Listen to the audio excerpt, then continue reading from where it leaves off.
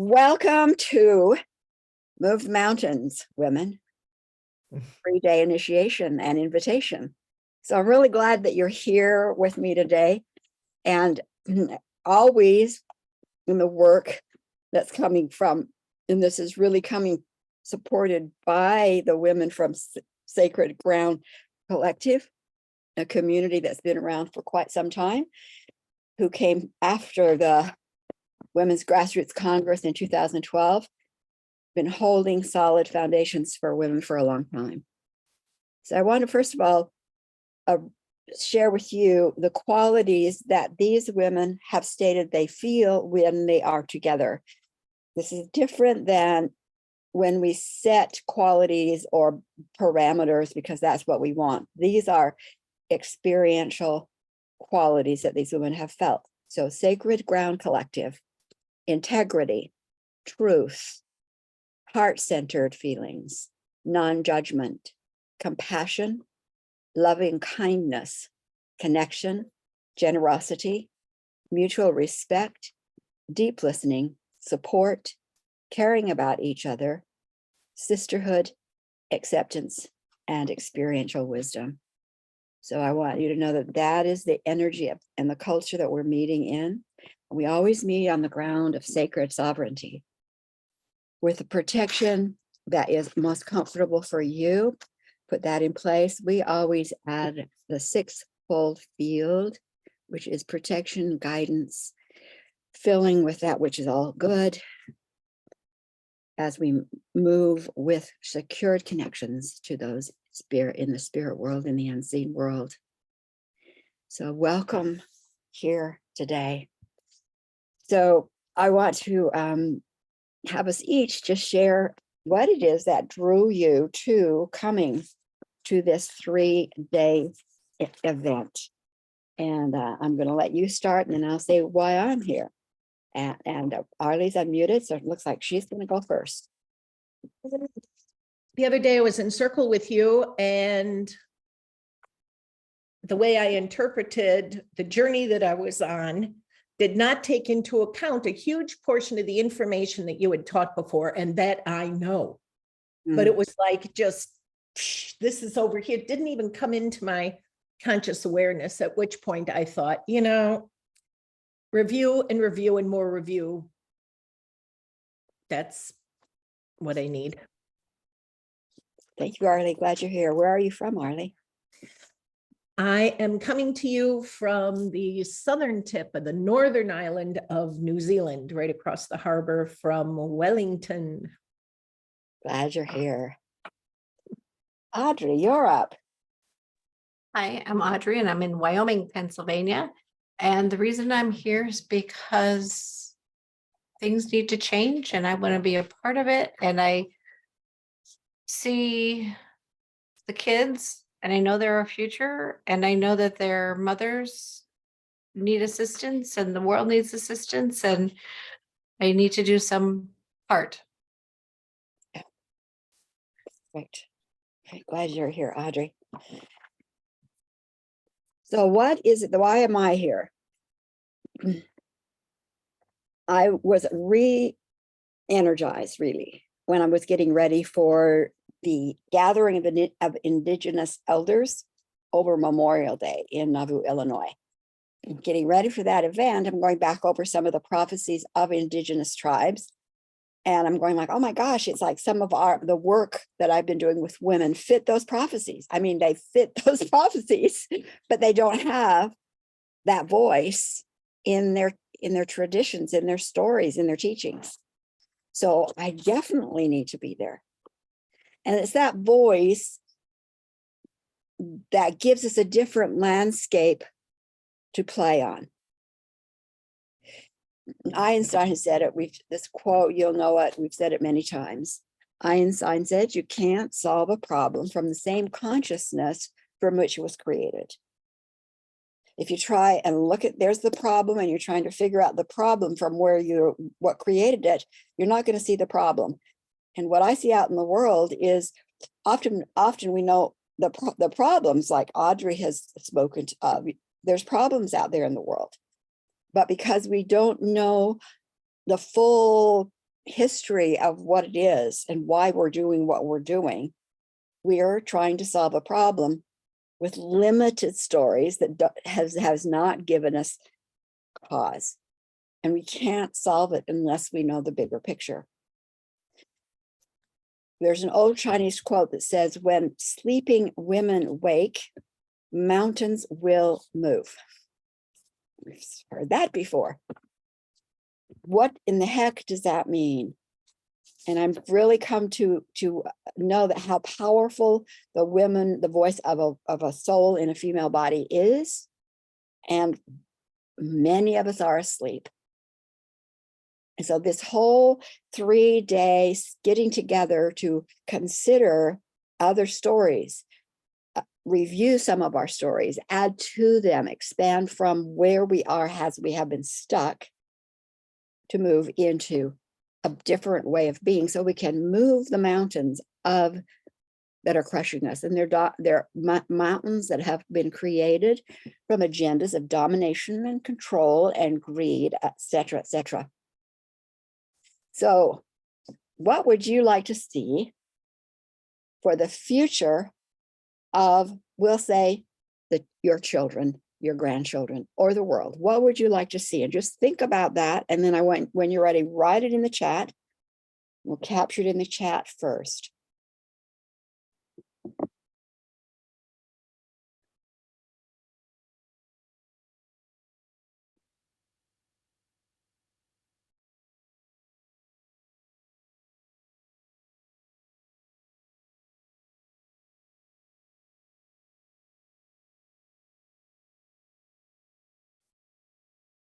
The chat cascade.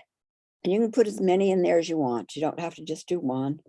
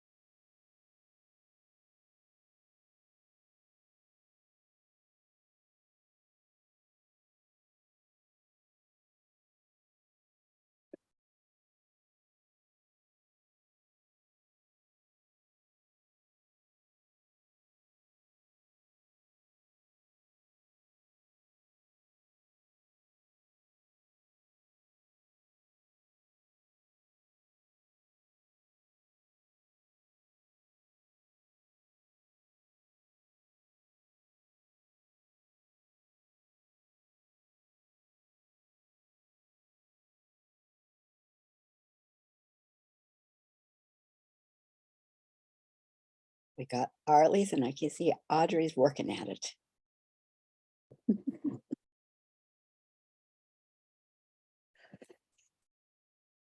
So Audrey, why don't you read Arlie's, and Arlie, you read Audrey's. Whoever wants to go first. Arlie says, in an ideal world for my kids, people would know we're all connected. Communication would be empathic, telepathic. We would care for each other and Gaia better than we care for ourselves. Our first thoughts in problem solving would be what's in service of all good.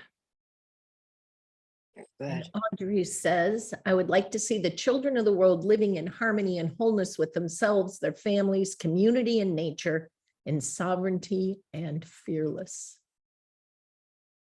No wonder you're here together. Doesn't there's the vision, really. When I was in, and you know the story, 89, with all the tools that was being used back then, they're still being used today, and they were still going in cycles of pain. And what's humanity's problem? Why can't we get free of these cycles of pain? And in talking to my team in the spiritual world, which I'd been communicating with for like 13, 14 years at that point, they said the information is not on the planet. So we can't send you anywhere to learn because it's not on the planet. And I just accepted that. And I've come to know that that's really true. It hasn't been on the planet. It's been on the planet maybe periodically, but it certainly wasn't there in our day and time in 89. Had a lot of good information, not enough. I had someone approach me, a literary agent approached me about putting a couple of my books under his care to go and, to whatever you do with books. And he said, it sounds to me as a little like The Secret. I said, not at all. I mean, Secret's ABC, totally kindergarten, great stuff. But no, it's not that. It's much more than that. And when as I was in Nauvoo listening to Indigenous families, what I really appreciated about the gathering was the culture, the feeling of the gathering itself, the feeling of a respect for each other, awareness of each other, absolutely honoring of the elders. Didn't matter if their stories was just a basic story, they were honored for that story. And their commitment to have integrity to their stories, to live according to their truth, to as much as they knew. And as I listened to the stories and went to different ceremonies, what I realized is they are holding enough of the truth to keep hope alive, to keep survival going. And they don't have the rest of the picture. But it wasn't their job to have the rest of the picture. But it's time to get the rest of the picture out there. So all the information that came through me, what I call the ancient ones now, is the next group of the rest of the picture. Will it be all of it? No, but it's a big chunk. And it gives us a different landscape to play on, to build from. So instead of trying to build a life in a world that discounts women and says we own their bodies, government owns their bodies, children cannot read books. Oh, and by the way, guns are more important than books. Instead of living in that culture and trying to build new in that culture, we're not going to do it. Knowing the bigger picture is what this is about, that we wake up out of this mind control that the muddy matrix of domination has created, which has limited our ability to see the problem and certainly our ability to solve the problem. So that's what we're going to be talking about in the next 3 days. And like I said, whatever I wanted to cover in the first day, we're going to cover it. And if we're finished in 45 minutes, we're finished in 45 minutes, because then you get to sit with it, see what it does for you, and then bring back more information the next day. So here we are in a world, in one of the things that we are being told is that love is all there is. And if we only loved enough, everything would be great. I'm going to share this with you. And again, I'm speaking to the choir. I really understand that, but that's what we're here to do. So here in our home within the galactic system of Laniakea, we call it source, we call it isness, we call it all divine good. That is where you as a dot of brilliance reside. And in that home, in that space, it is absolutely all good. Wholeness, love, respect, honor, integrity. And it's energy. It's a very, very, very high frequency energy. We recognize it as colors, as sounds, as movements, ideas floating through all the time. That is not where we live now. And if I was to live in this concept on the planet right here and apply, as children are killed in schools with guns, that love is all there is, I say, not in my world. It's not right now. Do I want love to be all there is here? Absolutely. Is it here yet? No. Because something has happened along the way. So here in that home of all that is, and you, a dot of magnificent, brilliant intelligence, we'll say a dot of light, like a drop of water in the ocean, existed and still exist. That is your home. That's your life. That's your breath. But ideas float through all the time. Not just rhythms, not just music, not just song, not just colors, not just numbers, but ideas, concepts. And a concept, an idea triggered your attention and you went, wow, I want more of that. So let's say it was green. Oh my gosh, I love that green. I'd like a little bit more of that. And you started to talk around the water cooler about the magnificence of green. And other people go like, yeah, I really like that too. What would it be like if, and pretty soon there was a group, a collective, a group of dots of intelligences that said, oh my gosh, I want more of X, whatever that was, color, song, talking around the water cooler.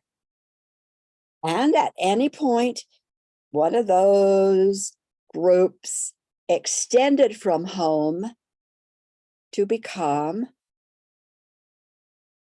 a group or a family, and this is their first world outside of home. Umbilical cord, home, from home, energizing, but the idea or the agenda gives them focus. Now, not just one group, but multiple groups. And in our conversation, there were 7 and they all came at different times, but let's just go with the one that birthed or extended first. They were a very curious group and they decided they wanted to explore a little bit of everything, a little bit of orange, a little bit of green, a little bit of yellow, a little bit of curiosity, just exploring. And as they did, it was wonderful. And they extended a little, tried a few more things. And lo and behold, they tried a little bit. And now they're in 4 different groups. In these worlds, what we call the galactic world, we are not individual. It is not personal choice. It is not independent thinking. It is group mind, consensus. What one feels, they all feel. What the agreement comes and then they all shift. It's like a beehive. And that's how it is in those worlds. What they didn't understand is that there were some in this home that decided they wanted to twist the vibrations, the possibilities, and just exist off of the light, the creation, the goodness of another family. They wanted to be parasitic by nature. And in order to be parasitic, they had to find ways to dominate, to cripple and dominate. So they are out here also. And some of these families, naive, didn't understand how strong their boundaries had to be. So these other families whose agenda was to be parasitic and use other people's energy saw the light and the brilliance that was being created by this group, and we'll just say group number 1. And they start broadcasting into this biofield of the group of curiosity, the idea like, why don't you just walk on your own? Look, why do you keep holding on to mama and papa's hand? Let go and be your own self. Try it. And pretty soon that group, because they're curious, said, okay, we will do that. And so here in the 3rd world, they have 12 groups, yellow, green, blue. You see all the different ones. Some are directly experiencing green, others are experiencing it vicariously. So they all get a taste of the full spectrum, but some more directly. And they decide to create a periodic limiting of the flow from home. So 100% flow and periodically 10%. So it became like one of those extreme rides. You're going on the roller coaster and then drop. Going on the roller coaster and drop. But they had planned that a nice group of their family members who did not do the ride, the 13th group, would hold them safe and protected when they were ready to finish that experiment.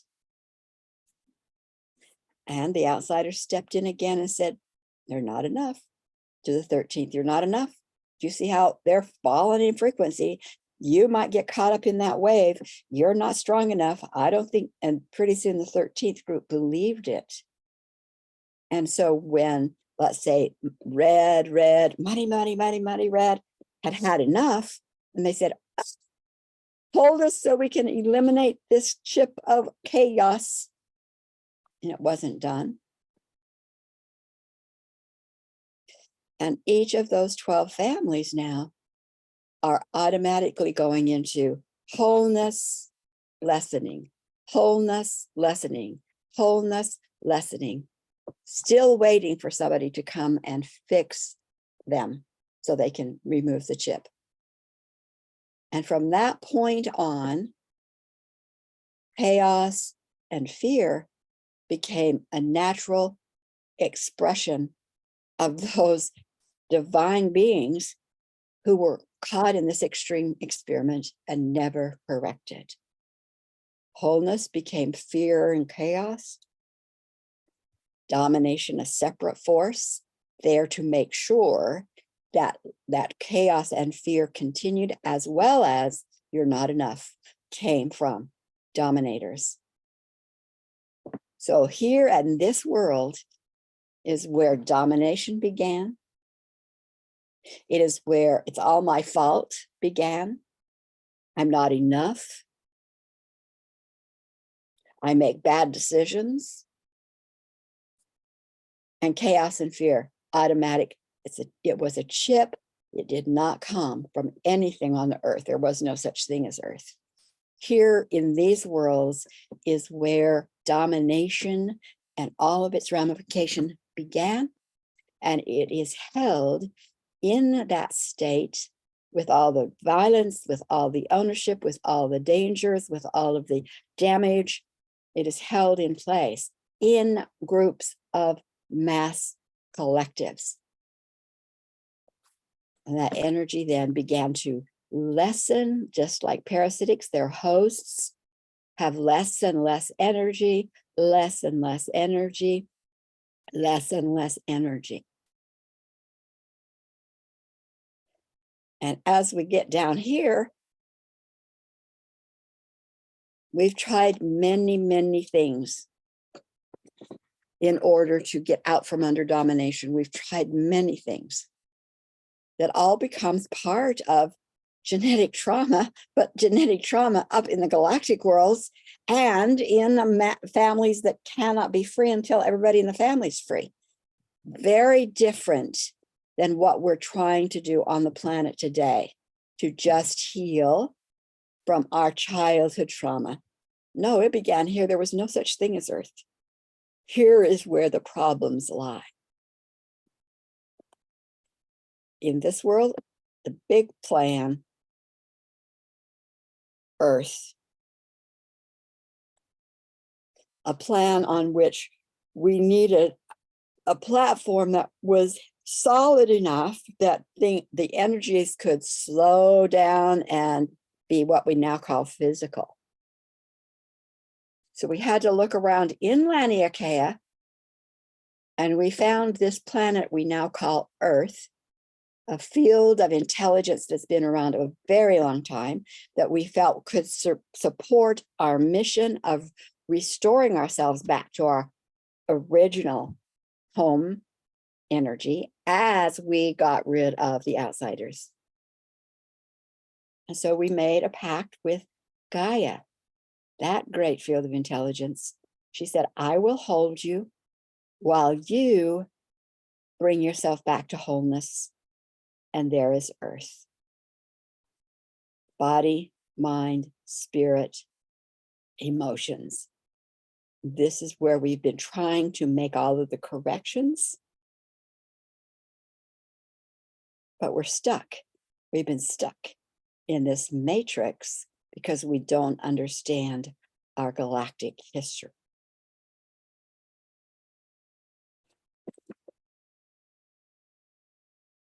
So there we are, knowing what had happened, how to get free of it, and what was the role that we as women, souls in female bodies, because galactic beings, star beings, not gendered or sexed, we are just, why are we here? We're here to solve the problem that was created in the galactic worlds. I'm here to remind you of that, to tell you what's been done there to make up the corrections already happening, how you can bring that into your life. And then where are there groups that are already playing on that landscape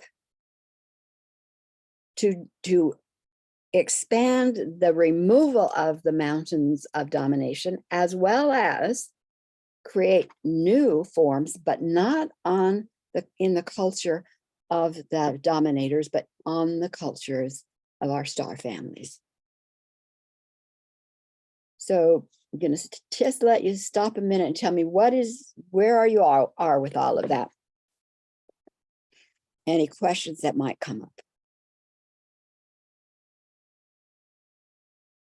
So far, so good with me.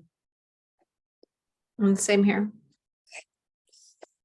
Because this is really a review for you. So, that's why it's not a matter of like, oh my gosh, what are you thinking? So what is, as we know, in the earth plan, it was intended that souls who had those programmed chips, all of us, in the families had these programmed chips of ownership.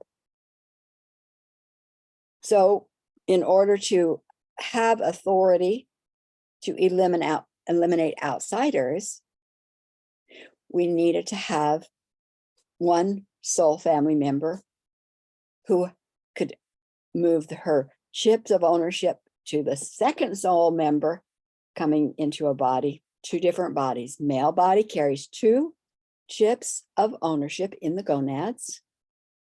So the outsiders own at a soul level the soul when this plan started 600,000 years ago, as well as the outsiders owned the bodysuit, owned both. And they were monitoring through that ownership chip. They were monitoring what was happening. So every time we'd make a change, a growth, whatever, they were right there to take advantage and siphon off what good we were creating, wherever it was in those other worlds. They were always there to take advantage of what we were creating or crush what we tried to get out from under. And so here we are in this earth, 2 bodysuits, right?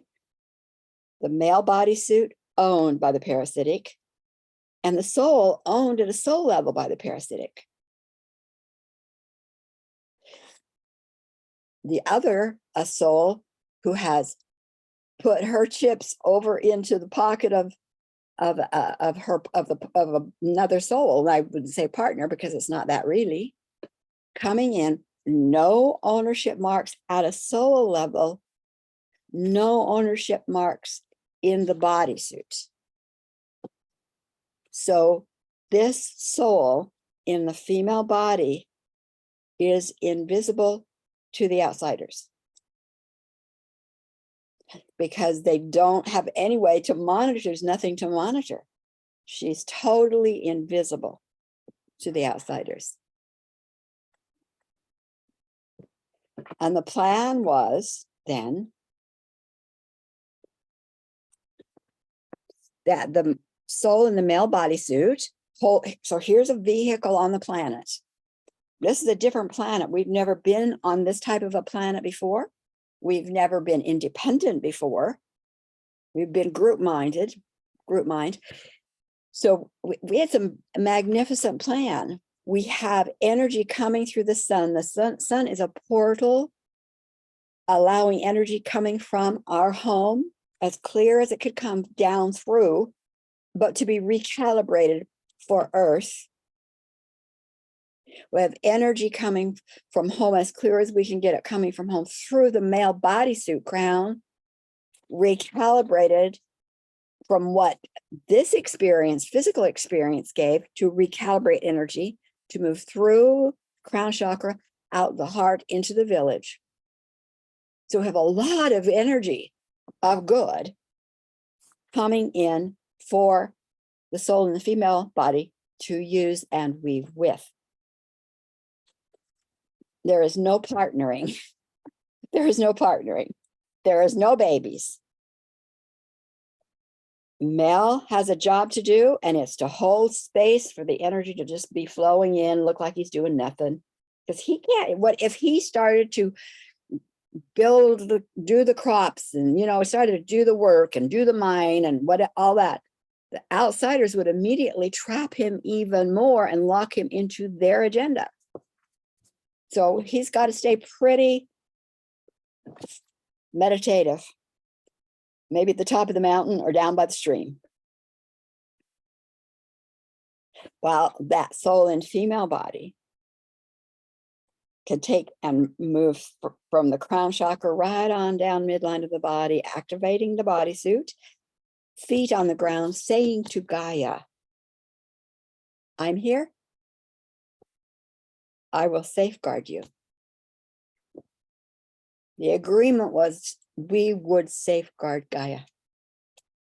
She made it possible for us to be here, and we were to safeguard her.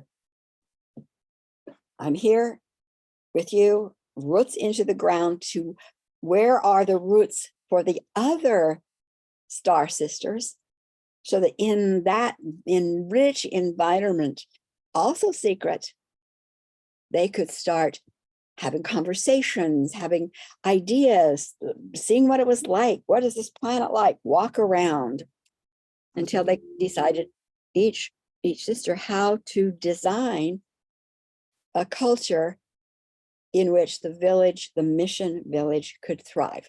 They had to make sure they had things on this planet so they could continue the mission and support this bodysuit.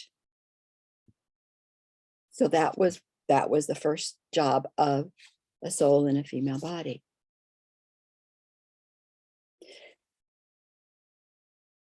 So as we go through where we are today,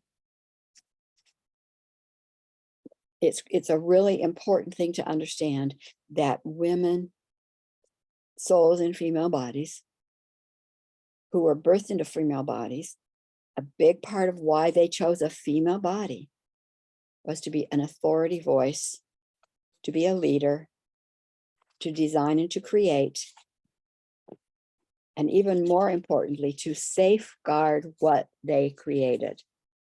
Safeguard what they created, and that's what we have lost. That's a big part of what was lost, and why we see in the world today an overwhelming amount of dominators, dominating situations, cultures escalating. Okay. So I know all of that's a review for you, but that is, critical for us to remember that, to wake up to that. So what we're going to do tomorrow is go over what has changed that makes us able to do things differently, maybe more in alignment to mission now than 20, 24, 5 years ago? And what does that mean? Because we are able to say, I'm not even going to play on that landscape of domination. If I find myself looking at constructs and concepts and of what domination has been, survival stories, if I stay in those survival stories, they were important for their time. They help keep hope alive. But it's time to say thank you and now replace them with thriving mission, power, creation. And that's what we're going to do. So there you go. Day one. Any questions? Totally put them up there.